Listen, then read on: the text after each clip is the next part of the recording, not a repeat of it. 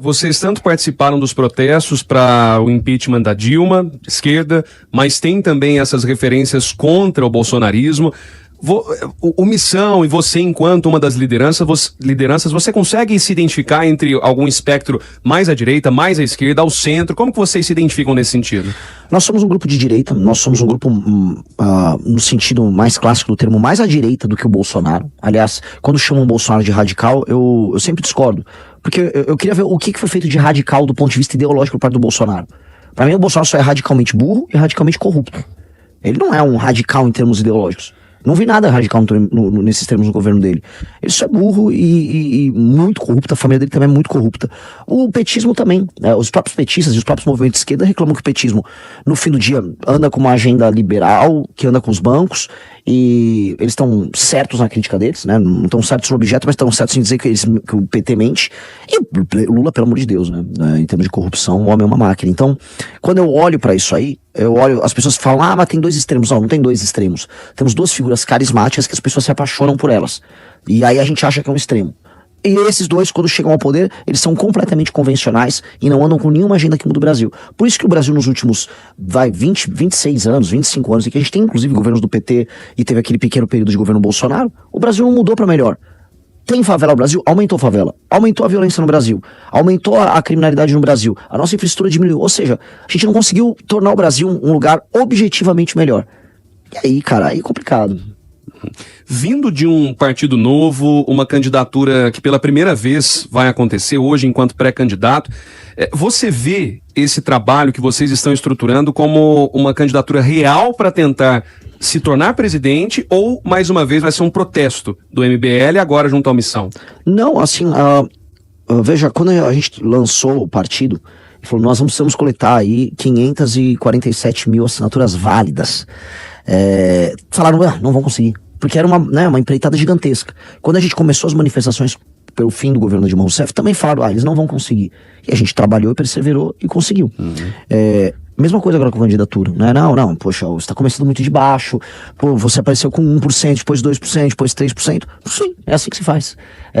No fim do dia, para falar sobre viabilidade, eu preciso subir para terceiro nas pesquisas. Eu preciso ultrapassar o Zema, o Ratinho Júnior e o Caiado.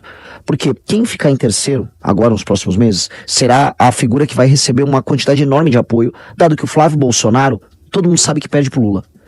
Ele sim é uma candidatura de protesto, entre aspas, e de manutenção do eleitorado da família. Então ele perde. Então as pessoas que querem fazer um voto útil, que querem conhecer um projeto diferente, vão pro terceiro colocado. Basta, pra mim, pra ser amplamente viável, ultrapassar esses governadores que já estão tecnicamente empatados comigo. Não é que eles estão muito atrás. Eu vou ultrapassar eles daqui a pouco. Eu sou o que mais cresce em redes, eu sou o mais pesquisado no Google dentre todos esses governadores, eu sou o que já tá rodando no Brasil, eu sou o único que tem propostas diferentes. Nas redes sociais eu sou muito mais comentado do que eles, então é uma questão de tempo. As pesquisas, elas mostram que o teu eleitorado hoje, quem te apoia hoje é o jovem. Sim. Isso fica muito claro nas pesquisas.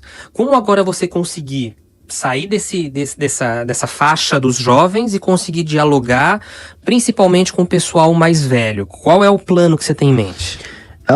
É uma espécie de uma trajetória do mais jovem que vai pra geração millennial, que é a minha geração, da galera que vai de 30 e tantos pra 40 e poucos, e daí diante subindo pra geração X e depois pra gerações mais velhas, né? A geração do meu pai, por exemplo. Naturalmente os jovens estão conversando com seus pais. Todo mundo, se perguntar pra qualquer estrategista político, se ele fosse escolher uma demografia pra começar uma campanha, né? Uma turma de uma idade pra começar a campanha, ele falaria, o homem jovem. O homem jovem é o mais ativo, o homem jovem é o mais empolgado, é o que tem mais energia.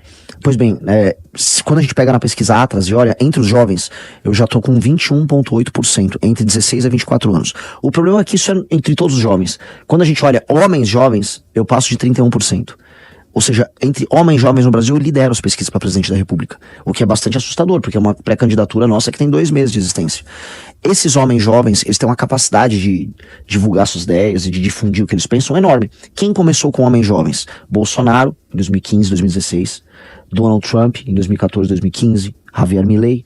Então, tem um padrão. Em geral, o homem jovem, ele é o primeiro a adotar a novidade e divulgar. E aí ele vai convencendo seus pais e avós. Então, para te responder de maneira bem precisa, o crescimento da nossa pré-campanha vai depender da capacidade desses jovens contaminarem pais, avós e amigos. E isso já está acontecendo. tá? E aí a gente tem que só acelerar e o resultado final vai depender de quanto a gente contamina eles. A gente falou aqui de Lula, de Bolsonaro, mas em nível internacional, Milei te agrada? Gosto do trabalho que ele vem fazendo. Ele pegou uma nação quebrada e ele tá transformando numa nação com grandes expectativas. Eu estive na Argentina recentemente, o clima das pessoas já é de otimismo. Mudou a energia deles, porque eles começaram a ver os primeiros resultados econômicos. Como que é para você, até antes da gente ir pro intervalo, porque no seu discurso você fala muito sobre romper com o sistema, trazer essas novidades, fazer alterações, e a gente sabe, por outro lado também, que existem muitos especialistas que falam, poxa, para você assumir uma presidência, você tem que entrar no jogo, você não é muitas vezes um motorista, é um maquinista, né? Você liga e desliga a máquina. Como que você vê isso? Porque depende de outros entes que não apenas o presidente. Como é que você enxerga isso, Renan? Infelizmente no Brasil, para quem tá nos assistindo para entender de maneira clara, o presidente manda muito pouco.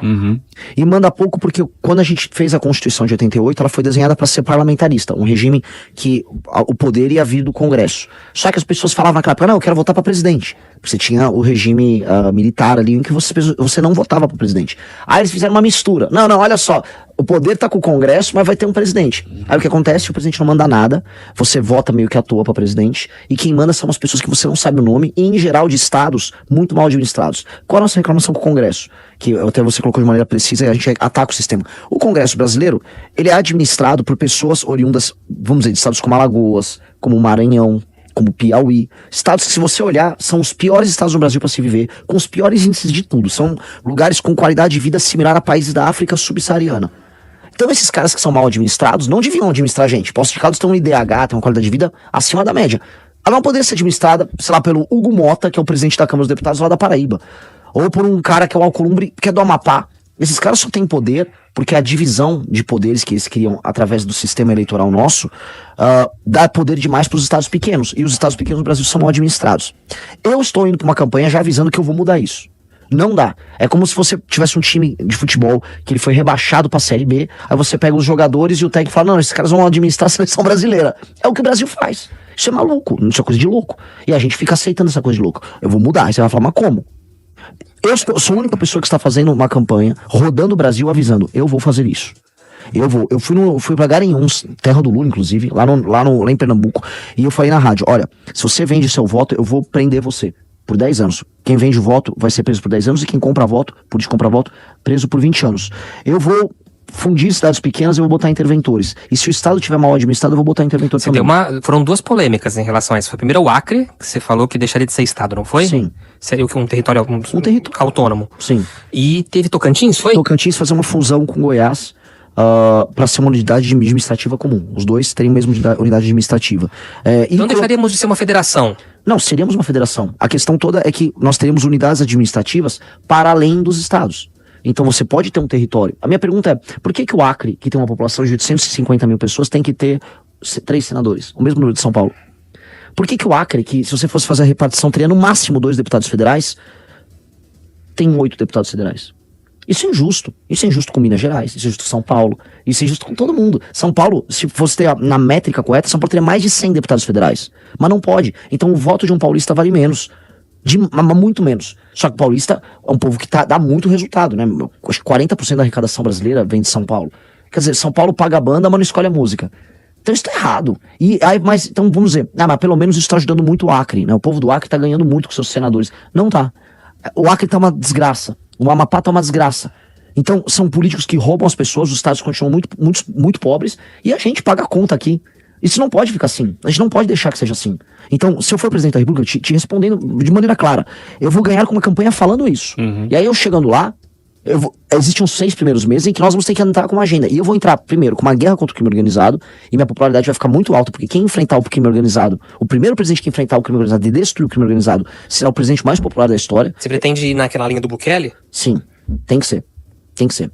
Não há outro caminho hoje no Brasil, porque o crime organizado se tornou uma estrutura paramilitar que ocupa pedaços de território. Já não é mais assim, tem um bandidinho aqui e ali vendendo droga numa biqueira. Não. Existe uma instituição profissionalização muito profissional. O Comando Vermelho está usando drones pra gente ter uma cruzada de linha e o Comando Vermelho virar uma guerrilha que se defenda no modelo ucraniano, usando drones e esse aparato. É isso aqui. Dinheiro eles têm, basta eles se organizarem. E o PCC tá até no mercado financeiro, tá na Faria Lima em São Paulo. A REAG, que foi liquidada agora, era uma empresa de lavagem de dinheiro do PCC. Então, os caras estão no nível em que eles são multimilionários, com força paramilitar, e o sistema de justiça brasileiro não é suficiente para derrotar eles. Pelo contrário, o sistema de justiça brasileiro está sendo invadido e tomado. São Paulo agora, a título de curiosidade, uma delegada agora foi afastada porque ela passou no concurso financiado pelo PCC.